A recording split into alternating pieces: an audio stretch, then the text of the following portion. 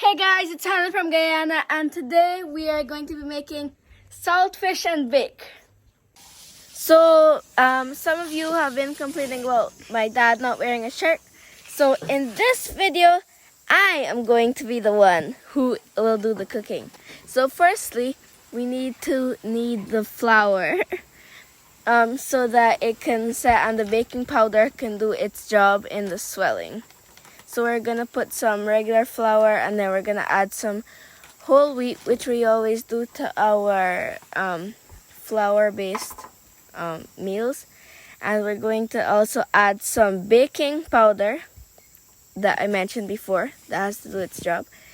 And I am also going to add some sugar and also some salt. So saltfish and bake is a traditional Guyanese dish, but in a previous video we made saltfish bake, which is my grandma Bibi's recipe. So now we're going to make it the traditional way. Now we are going to add some water, of course, and knead that together. It needs a bit more. We need to get it like really wet so that it all pastes together. So that's still a bit dry, so I think I'm going to add some more water.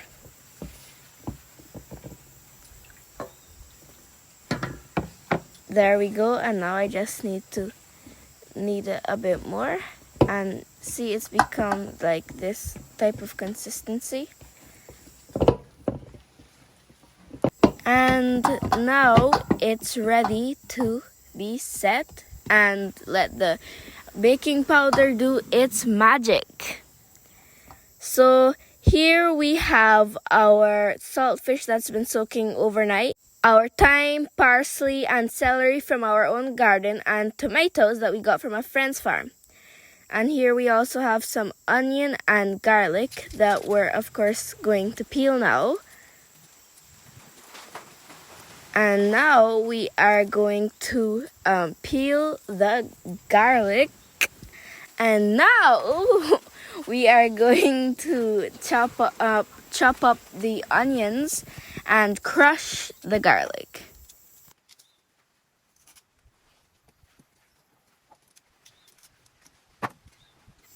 And we're going to scrape out the rest of that. And now we are going to mince the parsley and celery, and also the thyme.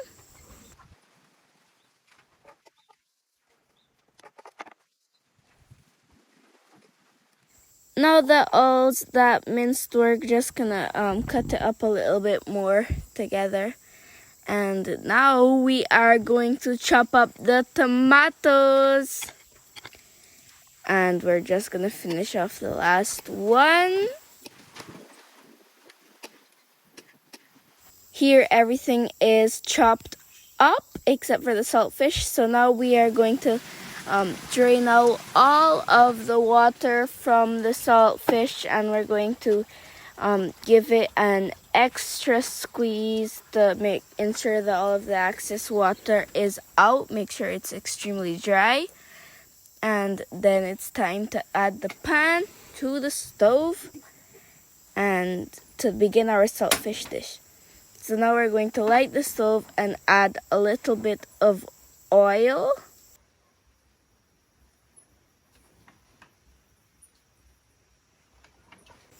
And a little bit of butter to fry up our onion and garlic. Those are the first two ingredients to enter the pot before anything else. So we're going to give that a little stir around the pot to make sure it's everywhere and that the oil gets hot enough to start frying the onion and garlic. And now it's time. We're going to add that and give that a little stir. There's going to be a lot and a lot and a lot of stirring. So here we are stirring again. And now we are going to add the tomatoes. And also give that a stir. There we go, so let it stew a little bit.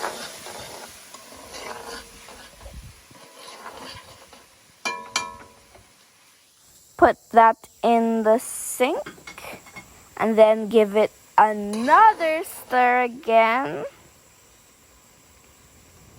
And I forgot that we had sweet pepper, so I'm also going to mince that up. Even though I don't really like sweet pepper all that much, I'm still gonna add it to the pot.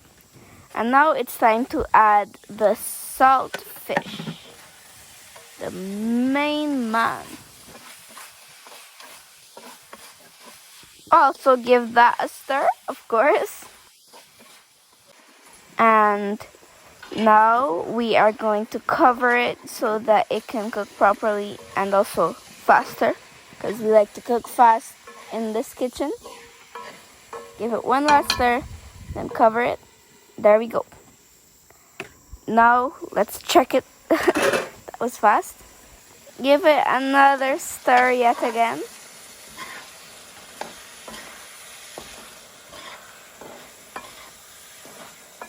And Joseph has volunteered himself to add the cube to our pot today.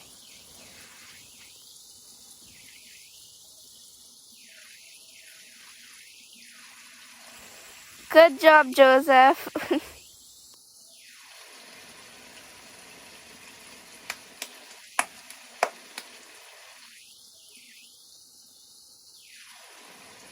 And he just added back on the cover. So good job, Joe, but I still need to give it a stir. So we're stirring it again. And we're also going to be adding some, drumroll please, black pepper. So now we are going to add some black pepper into the pot. And Joseph's taking a look at the green seasoning and sweet pepper. So once again, after we add the black pepper, we are going to give it yet another stir.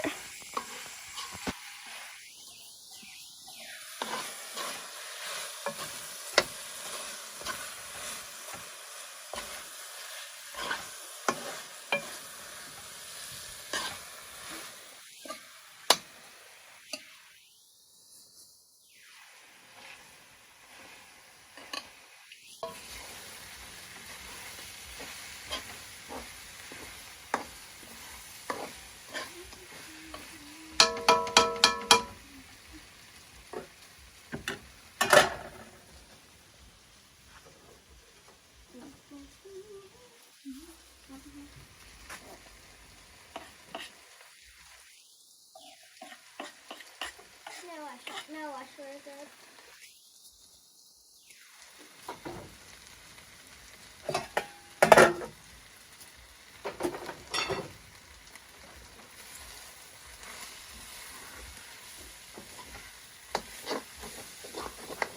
So now it really does look like saltfish. It smells amazing. If you can't smell it from the screen, I'm sorry for you, because it smells delicious. I don't even have to taste it. I know that it is good. And I'm going to check it one last time. One last final stir. And that looks about ready. So I think that we did a pretty good job. I'm going to take that off now. Cover it and switch out the stove. Take that off.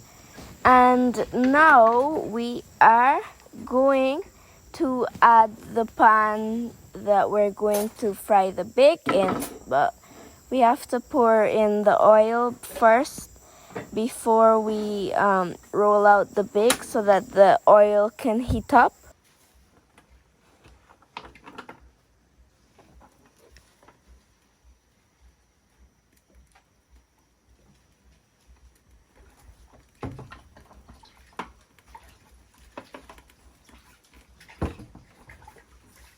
There we go. Now it's time to roll out the bake. So this may be a little differently than you guys know how to do it, but this is the way we do it because we find it a lot faster. Okay, so just watch. So we're going to add the entire thing to the glass and roll all of that out as one. And after that, we cut it into smaller pieces. Most people roll it out one by one, but we find that a lot more time consuming. It's much easier and less time consuming to do it this way. And no offense if you do it the other way, but we just find this a lot better in our kitchen. So we cut it up into smaller pieces ready to fry. So now that all of that's cut up, we're going to add that to the pan because now the oil is hot enough. I brought too many, gonna put that back. And now we keep throwing oil on top of the bakes to like fry the top, and we keep repeating this because the oil gets cool on top of them and this like heats it back up. So now they are beginning to swell, so we're going to start turning them over until they become golden brown. Time for another flip.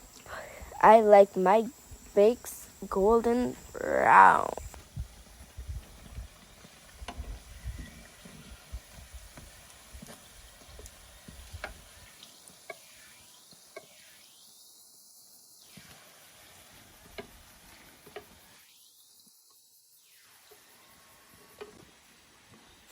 Now we are going to take this batch out of the pan.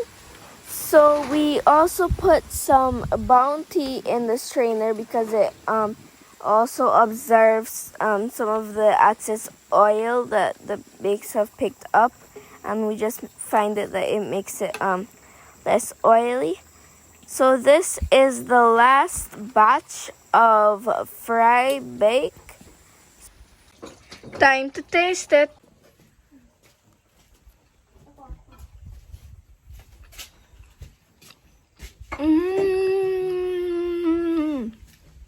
Delicious. Don't forget to like and subscribe. Bye. Until the next time.